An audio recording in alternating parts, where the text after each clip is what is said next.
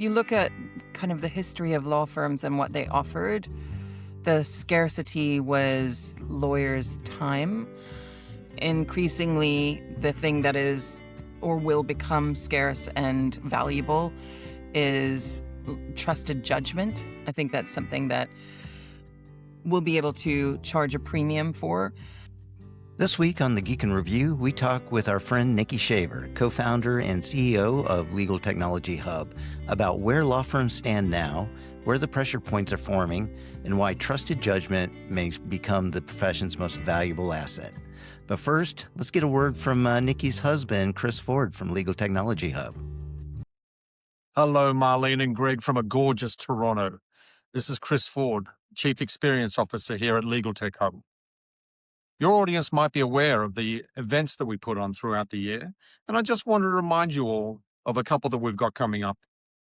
First of all, on August 4th, we have the latest version of our online showcase, the Demo Dozen.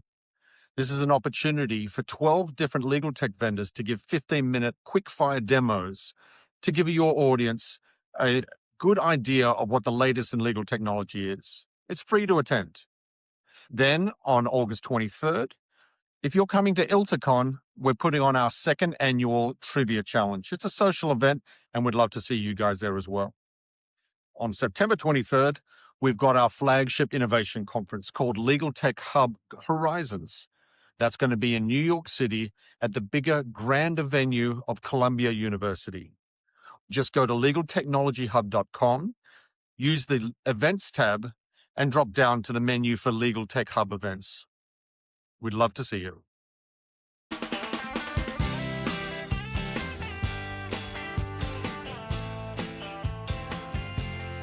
Welcome to the Geek in Review, the podcast focused on innovative and creative ideas in the legal industry. I'm Marlene Gebauer. And I'm Greg Lambert. And today we are really thrilled to have Nikki Shaver, from the co-founder and CEO of Legal Tech Hub, joining us. And Nikki was recently recognized on the inaugural Financial Times Law 50 list Yay! For her outsized influence in navigating the technological, structural, and political challenges currently besieging the legal profession. So, Nikki, one, congratulations, but more importantly, welcome to the Geek in Review. Thank you so much for both things. I'm very happy to be here with both of you. Yes, Nikki, congratulations. Yeah. You have recently noted that managing partners are shifting their focus away from just measuring efficiencies or hours saved. And you're arguing that the real measure of AI value now is efficacy. So the quality of output, client outcomes, and the effectiveness of advice. So what do the most innovative firms look like in 2026? Are they really detaching from the billable hour? And what are they doing instead? So certainly, I am not saying that the billable hour is dead. I do think that we have over-indexed on efficiency as effectively the sole value of AI for some time. And I'm pleased to see that we're moving away from that because, of course, AI has also enabled us to do things that simply were not possible before. And I think everyone was busy, first of all, understanding what generative AI could do, what it was able to, where it was able to have particular impact in law and legal workflows. And efficiency and productivity was the obvious starting point because that's what you see first, right? You enter a query and the response is instantaneous. So efficiency and productivity is kind of the obvious initial gain. But the real value for law firms, when you look at what we do, is improving client service in one way or another. And there is value to being fast, right? I mean, you think of if you go to a dry cleaner and you say, well, no, I don't want to pick up this dress in a week. I actually have an event tomorrow night and I need it to be done faster. I need to pick it up tomorrow morning. You don't pay less for that service. You pay more. So I think one thing that we need to think about is just rethink the way that we contemplate time and its relation to legal work, that delivery faster actually has some value to it as well. But secondly, that we really look at the value that we can get in terms of quality, digging in deeper where we can get, for example, insights from broader data sets than we've ever been able to get before, or literally being able to undertake work that would not have been possible before. I heard a story recently of a corporate legal department, for example, taking on a project that they would not have done previously because it would have cost the business something like $14 million. And now it was actually feasible within budgetary constraints because of AI. So the firms that are being particularly, I think, innovative at the moment are ones where they're looking at the billable hour as it's like a taxi meter, right? It's still useful. We are still going to be using hourly rates in terms of actually recording what has been done internally. It's useful in all kinds of ways, especially the way that law firms continue to be structured at the moment, but not as necessarily the determining factor in terms of how much work should cost. And that's not across the board. There are clients who still want to see the billable hour. They want to see things broken down by the hour. In fact, if you go back historically, the billable hour arose because of client demand. So it's not as though all clients are clamoring to move away from it.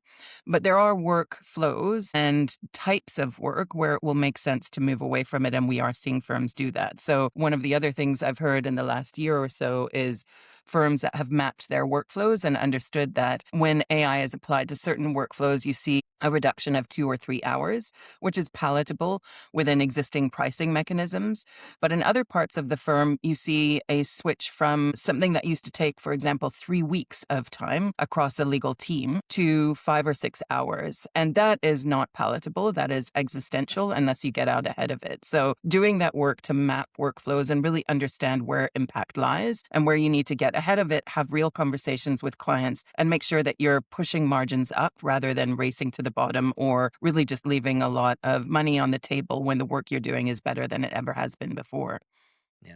Are Well, are you one are you get are other. you getting a sense of how sort of on the flip side of like how clients are sort of responding to this efficacy position? I mean, I just saw something in Artificial Lawyer today that I think they were saying that, 30% of the work is going to be handled by AI in-house.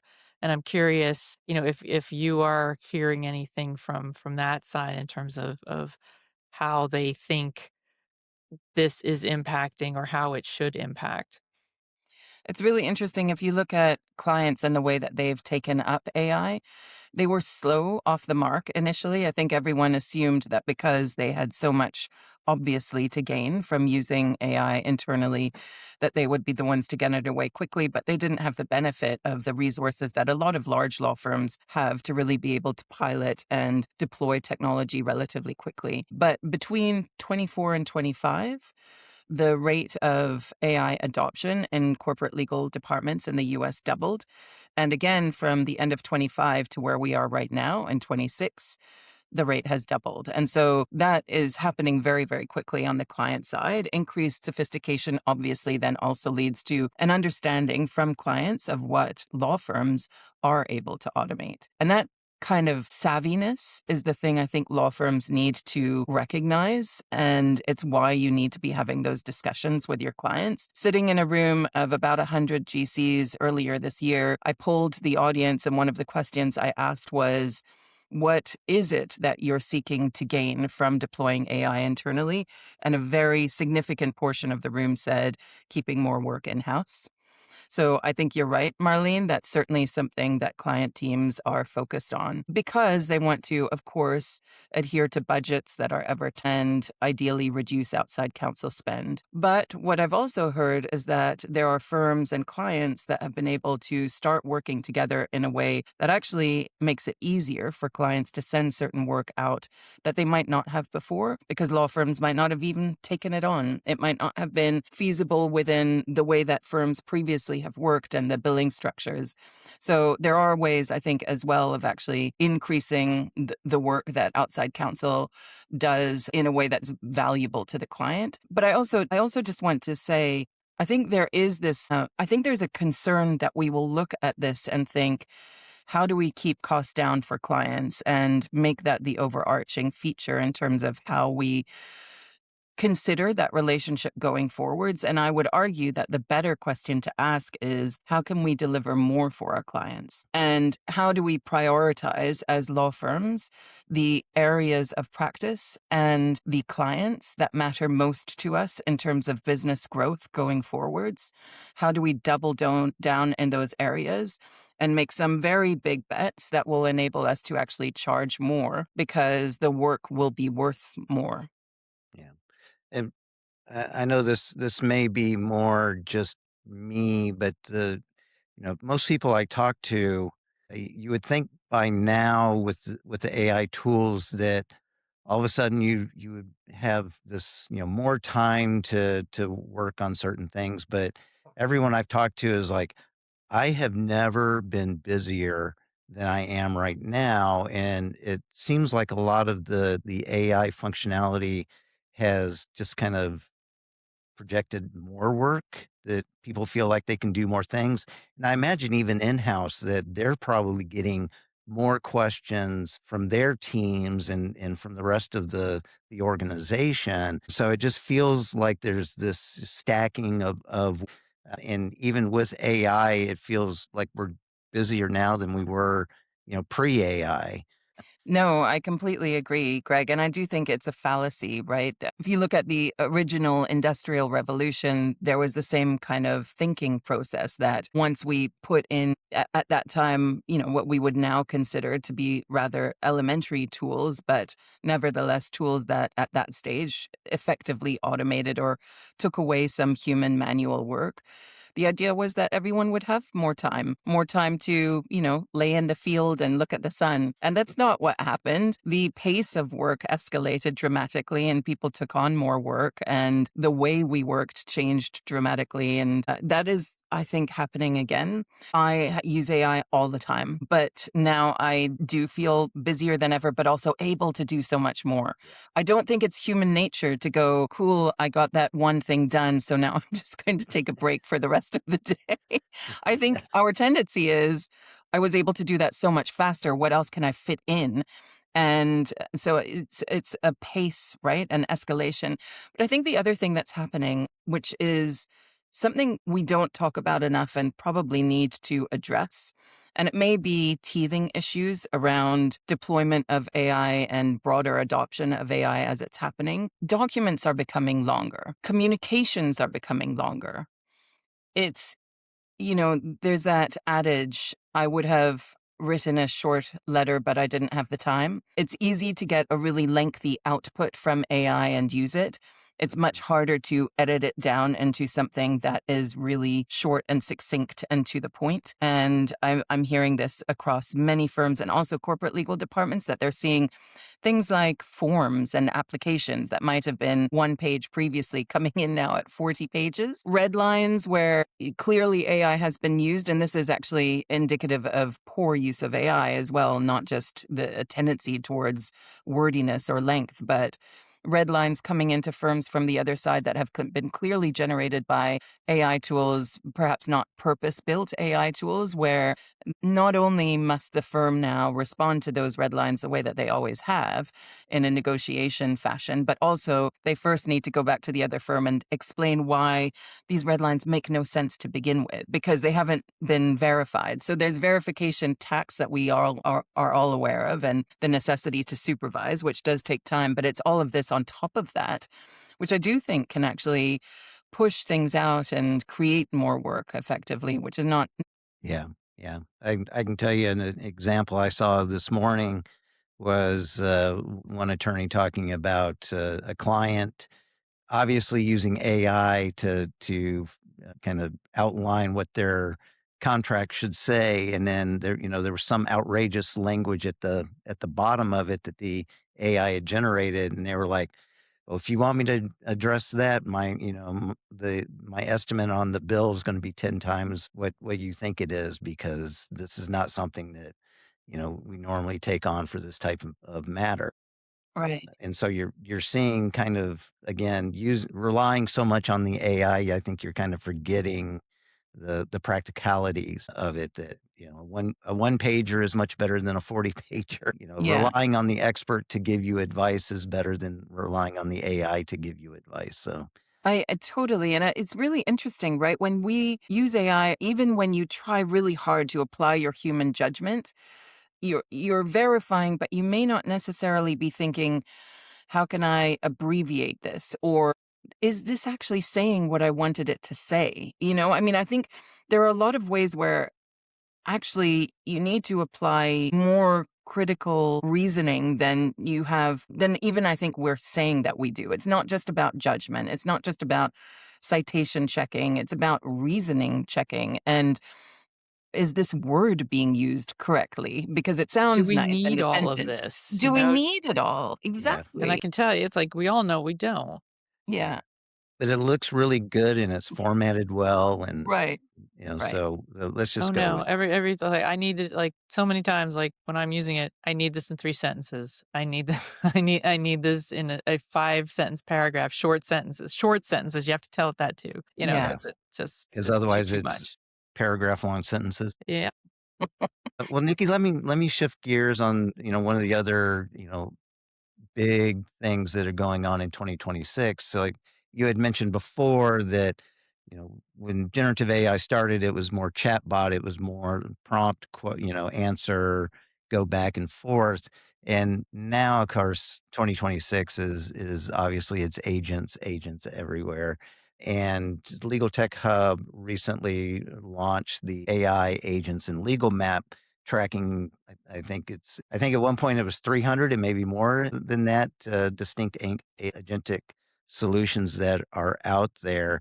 So, let's talk about the transference of, as law firms start to use more agentic workflows where the AI is taking on these multi-step processes. It's like, how are you seeing firms adjust or overhaul their governance frameworks to prepare for these types of workflows that handle so much? To be very blunt, I'm not seeing that at the level that I think we should have it, given that agents are soon going to be fairly prolific, if not already. I'm concerned about the fact that technology at the moment, and I think it's just the nature of things, the evolution of this technology is outpacing our ability to govern it. Mm. And that is really problematic from a risk perspective. Having said that, there are things that I think firms can be doing, and a lot of firms are thinking about it, but it's difficult to understand exactly what sorts of mechanisms to put in place, partly because it's so dependent on exactly what you're using agentic AI for and in what form, whether it's part of a third party solution or whether it's something that is homegrown and proprietary where you are responsible for putting the guardrails around it. There are additional complexities, of course, when you look at MCP and the wide availability now of connectors and the fact that not only may you have introduced autonomy in an agent, but then also tools and systems that it has access to downstream you may not have the ability to vet those tools and systems and the data that those downstream agents have access to. And so what do you do in those circumstances? And even before you get to those kinds of scenarios, I think there are some fairly prosaic things. For example, even last year, hearing about firms that, for example, deployed agents and hadn't put in unique identifiers to ensure that they were trackable or traceable within systems, and then later kind of looked at some unusual activity thinking, who is that who's doing that? And suddenly realized it was an agent. And so, yeah, you need unique identifiers. You need to be able to trace agents in your system. But I've also heard of all kinds of other things. When you do introduce autonomy, you introduce the potential for unforeseen outcomes. And some of these can be quite kind of amusing now when we look at them, but also the fact that they exist is indicative of the potential for real risk. And so I'll give you a couple of those. One, someone I know had run an agent to do something, extract data from their email system and then run various analyses across that data.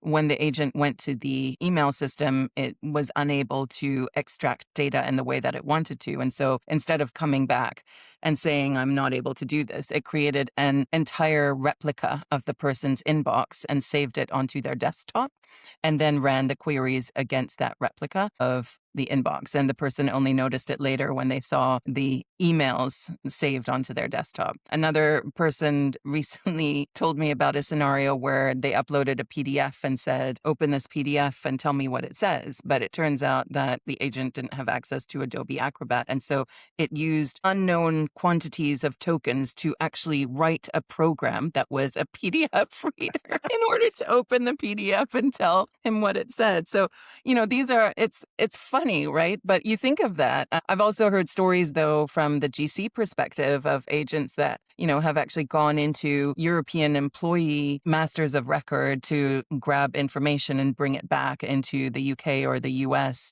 putting the organization immediately in breach of GDPR in situations where the organization just didn't have visibility over that. So you just have to be really careful. And one thing I would say is Dan Katz and Jillian and Mike Bomarito have written a book on agentic systems. I think you guys may have had them on, but there's an amazing chapter on governance of agents.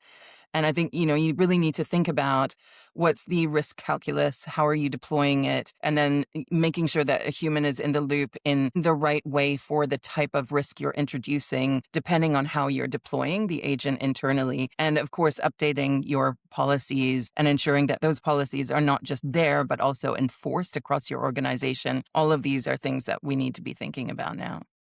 Yeah. It's crazy time to be, was it a chief, a CISO? Yeah, The I don't I do envy not envy them. them right Me now. neither. Even though I pressure mine all the time to let me do crazy stuff, it's good to have him and his folks telling me, okay, let's pump the brakes here. It's Yeah. like your Adobe example, and then all the news that was coming out like last week about, new changes in terms of how AI is gonna be priced based on tokens. I mean, I wonder like how organizations are going to handle that. Like, is there going to be pushback? Are they going to say no? I mean, I think everybody recognizes that, okay, the way it's been priced is probably not the way it would be continued to be priced. Those days are gone. But, when you calculate how much more it's going to cost, I mean, or I just feel like organizations are kind of really caught between a rock and a hard place in terms of, you have demand, but, are you going to have to get certification for people, to make sure that they're, properly using it in order to get a certain amount of token? Are we going to dial back on using it for certain things because, we don't really need to? It's like, are people going to become more discretionary about how they use it? I don't think we will dial back. I also think that this is probably a wave we're going through. If you look at what has happened since, late 2022, we've seen a lot of waves already, and that's going to continue. We had, everyone needed to learn how to prompt in a really deep way. And now every tool you use has a prompt enhancer, right? Or prompting has moved into the back end. I think that something similar is happening now. We're going to see in the short term an escalation of costs for sure. And I think you're right, Marlene. We did all see it coming. The reality is that legal work is incredibly document driven, and input and output both is lengthy in many legal workflows. One thing we've been doing actually at Legal Tech Hub is putting out some content including webinars on how to manage your tokens and how to think about your work and adjust the way that which model you select and what level of effort per model that you select. But I think that's temporary in the same way that the prompting was. That effort of minimizing the the load on tokens shouldn't sit with a lawyer. You shouldn't be sitting there thinking, how can I make sure I'm using the lowest level of model appropriate for my work? And, am I summarizing things before uploading them? That doesn't make sense for us to do in the workplace. So my sense is that ultimately token costs will also come down, or there will be new efficiency means where it won't be as significant, and it certainly won't sit with us. There'll be things that happen in the back end that manage token use in a way that makes it more palatable. But to the cost point, the reality is all of us, I think, need to recognize that we will be investing more and more in this technology. If in fact, and this is what I believe, it will become completely inextricably linked with the work that we do, such that you cannot contemplate doing due diligence or, any other legal workflow without also thinking about the AI that enables it and how that operates, then realistically, we're just going to have to invest in the technology the same way we invest in our people. It'll become part and parcel of the way that we work. You're muted, Marlene. I wanted to switch gears for a second and talk about the RSG and Harvey report. And, you recently analyzed that and revealed there's a massive divide between the standard AI adopters and true power users. The data showed power users in law firms are saving about 37 hours a month, which, is pretty incredible. So Yeah. what specific behaviors, methodologies, or mind shifts separate the lawyer who just uses the AI chatbot from a really transformative power user? I love this one because it's so simple. Usage begets usage. It is as simple as that.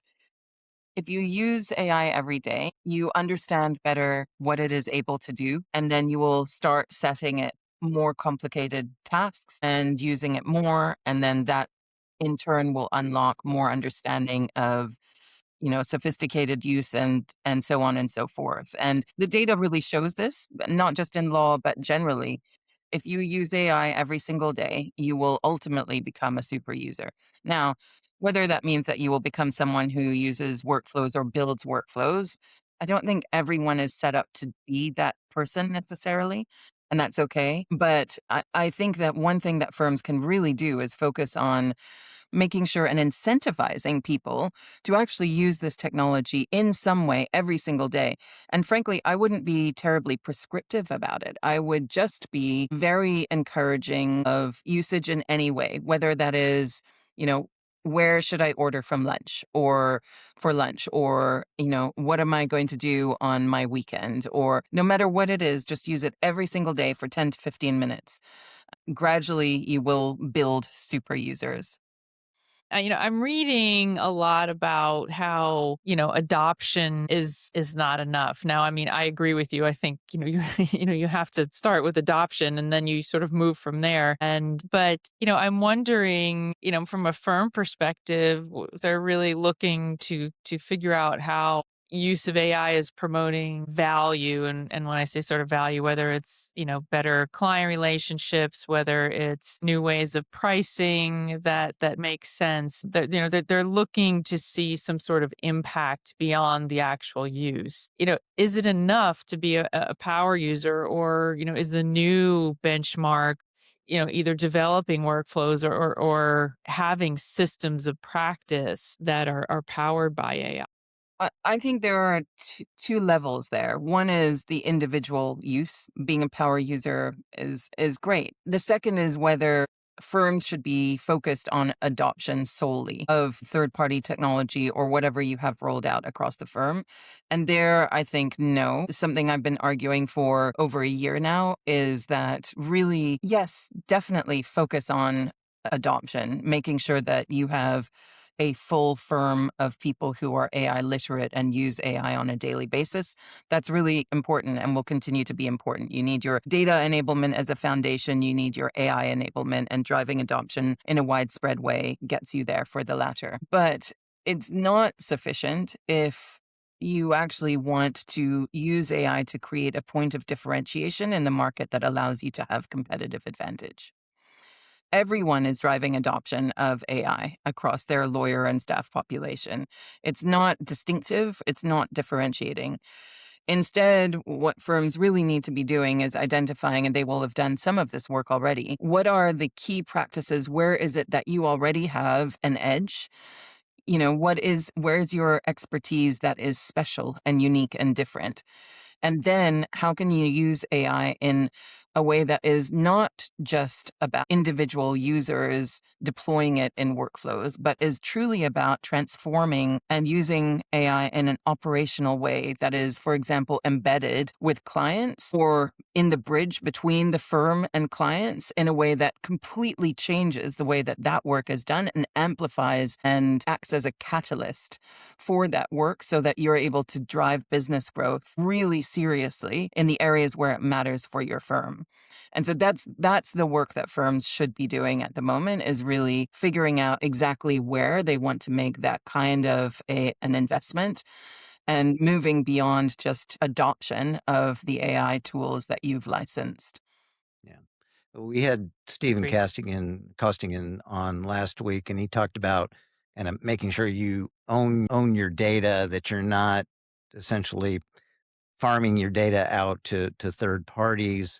But also, I think, especially since the government stepped in and had Claude removed their most latest and greatest model with Fable 5, and now with ChatGPT 5.6, now we're getting back into the build versus buy kind of things. It's like, do we rent the foundational model, or do we do kind of what it looks like Kirkland and Ellis is doing and create a foundation to where we're at least partially have control of the AI foundation models, whether that's open source or whatever the next phase of this is. So what are you seeing, or what's your thoughts about how do we, one, protect our data so that the things that makes us unique and our expertise stays that way? And then two, also, what about the technology? Do we continue to rent the technology, or do you think we need to, or do we need to own at least a piece of that going forward? You need both. I think the dichotomy that we used to hold as established, the buy versus build, is no more and has been no more for some time. Talking about renting, it is still the case, absolutely, that the market is not settled around legal AI, for example. Will it even be legal AI, right? Will it be where we just don't know. So I Yeah. think renting in some ways makes sense when it comes to third party tech, thinking along the lines of staying nimble. It's why I advocate that every firm should have an R&D department like most successful businesses have for decades, because you need to be able to experiment and understand what's coming down the track and remain agile in that way I think probably from now on. I don't think this is going to end, this kind of escalation and evolution of the technology. On the other hand, I do think for the kinds of embedded operational uses of AI that I was just talking about previously, you do need something that is proprietary. And I don't, it is about protecting your data. Yes. I mean, we all do that in any case when we work with technology.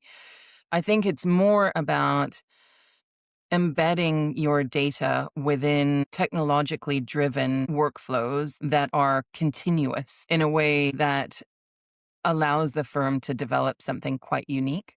And I think that kind of thing has to sit alongside the renting that you're doing of other technology tools. So historically, lawyers have worked in, a black box. They deliver sort of finalized static documents to clients. And, even with electronic delivery, that didn't change it much. We sent the client the email with attachments. We made the documents and sent them along. And, we've had some collaboration tools that have been popular, like things like HiQ. But again, this is where we would share and organize static documents. Now, you've tracked the rise of a new AI mediated collaboration layer where clients and outside counsels are working dynamically in shared AI workspaces. So, first, how does that environment work? And secondly, how important is this to both retaining clients and retaining partners in firms? This is going to be something we'll see more of for sure. You can imagine that it cuts down on the turns, right? As you said, Marlene, it was kind of stop start. You send something to me, I review it, I redline it, I send it back to you, you look at it. It cuts all of that out effectively if you're working in a secure space where both of you have access to a document in real time and AI in real time that is able to support you in the work that each side has to do within a document or a deliverable. And so I think I mean, it sounds facile, but it's kind of like the next iteration of a client portal effectively, but one that actually does change the way that you work with your clients because it's in live time rather than in staged forms or phases. Well, Nikki, here's the most exciting part that I want to talk about, and that is your recognition for the Financial Times Law 50, the inaugural class for that. I will say not quite the same thing, but I was an inaugural member of the Fast Case 50. So Congratulations, Greg. that was a long time. I was thinking that was 15 years ago. So, and time flies if you hang around long enough. But one, it's interesting that the Financial Times jumped in and was able to recognize the law industry as itself. So I found that very exciting. But so one, tell us about it and how that went. Well, thank you very much. I really applaud the Financial Times and also Reena Gupta, who from RSGI Consulting. Reena and the FT have been working together for years on the Innovative Lawyers Awards that many firms and legal departments are aware of and have participated in.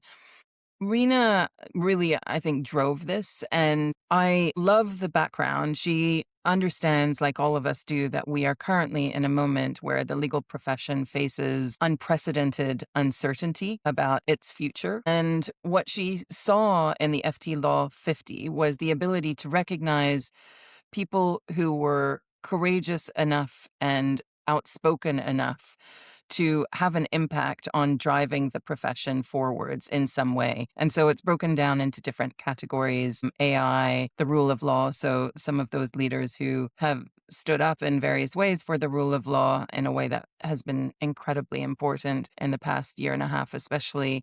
And the category that I was in, leaders and advocates, which is really about speaking out. And all the idea Rena has is, which I love, is she said it's like imagining bright lights, pinpricks of light around the world, and really knitting them together in a way where they can have greater impact because they know one another and are united and can work together to kind of drive broader impact. And then each year for this to happen again, with the idea that it's, not just a static recognition, but something that can have real ability to drive positive change in the legal industry, which is something that I have cared about very deeply for many years. So it's a wonderful recognition. And the people who are in this list are quite extraordinary. I don't know if either of you watched the TED Talk, Neil Katyal's TED Talk. Yeah, that was good. Really amazing. And so, yeah, I think a wonderful initiative. And I hope we see more and more of this kind of thing, which is really just about, it's almost about activism, right? It's about recognizing that when our industry is in this kind of moment, we need to think about things in a different way and encourage other people to think about things in a different way as well.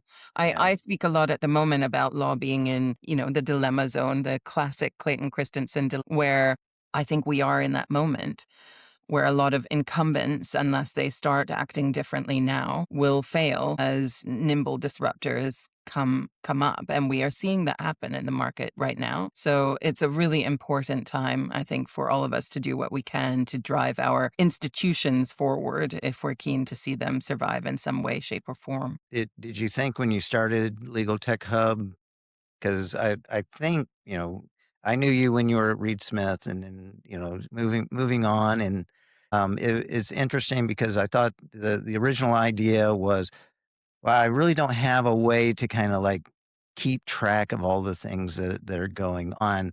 But it seems like, Legal Tech Hub has become much, much more than just a tracking tool. It's almost like a community now. Is it exceeded your expectations, or are you right on track where you thought you'd be? Definitely. I honestly, like when I I was frustrated. It was born out of frustration. I said to Chris, who many of you know, my husband, and also one of the co-founders, why does this not exist? It's so annoying that Why I is it cannot so find this hard? information. Exactly. So that's what it was born out of. I never ever could have imagined. I think what's interesting though, Greg, is that, it's called Legal Tech Hub, but I now refer to it more as an intelligence platform because it's very much about also market analysis. And the work that I do increasingly is also very much about market analysis and the strategic work that we have to do as an industry. And I think the reason for that shift is because when you looked at technology in 2022, pre-November 22 and before, it was a support. It wasn't the pointy end of strategy for law firms. But now, those of us who work in AI and legal tech for legal practice are really working in something that has the ability to shape strategy for firms and to have a real impact on the way that law firms as businesses grow or fail. And I think that's why the platform that we started as something that was really for information about legal tech has moved into something that's more about, strategic industry analysis. And a lot of people, I think, who work in this area are finding themselves doing much more strategic work than perhaps they might have a few years ago, including probably both of you, I imagine. No, we're right on where we thought we'd be. We're still trying to figure out how to hook Right up on our track. microphones. So, Nikki, before we get to the crystal ball question, so, you are someone who tracks the entire global legal tech market, as we were just talking about. What are one or two must read resources, or thinkers you know of, or groups that you know of that, you rely on to stay ahead of the curve in legal AI and innovation? It's interesting to me that it is so disparate, right? Like it's you there's no single source. You really have to follow a lot of different people.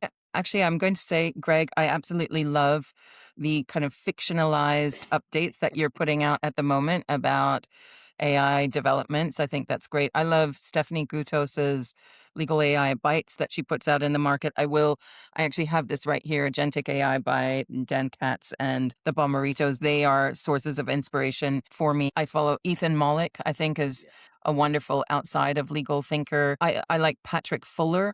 If you ever get the chance to read what he's written and see what he says, he tracks a lot of data that I find very interesting. Daza Greenwood and Megan Ma out of Stanford, I also, and MIT, I find really interesting too. So, but lots and lots of people. One thing I find particularly interesting is that with X, formerly Twitter, I think we're seeing a bit of a resurgence there. Yeah. There's some really interesting things happening. So anyone who stepped away, I don't know. I think it's about to become interesting again. I think so too. And I don't like it either, but it is what it It is is, I what it guess. is. Exactly. All right, well, Nikki, we're at the crystal ball question. How do you see as you look into the future, the agentic AI and real time client collaboration as those become just kind of table stakes of what's going on? What are some other shifts that you think are going to be coming that we need to be aware of? I think, if you look at kind of the history of law firms and what they offered, the scarcity was lawyers' time. Increasingly, the thing that is or will become scarce and valuable is trusted judgment. I think that's something that we'll be able to charge a premium for. We'll see some firms fail. I really believe that's going to start to happen, unfortunately, in the next little while. We'll see the increasing rise of AI native firms, especially ones that are product companies turned services companies.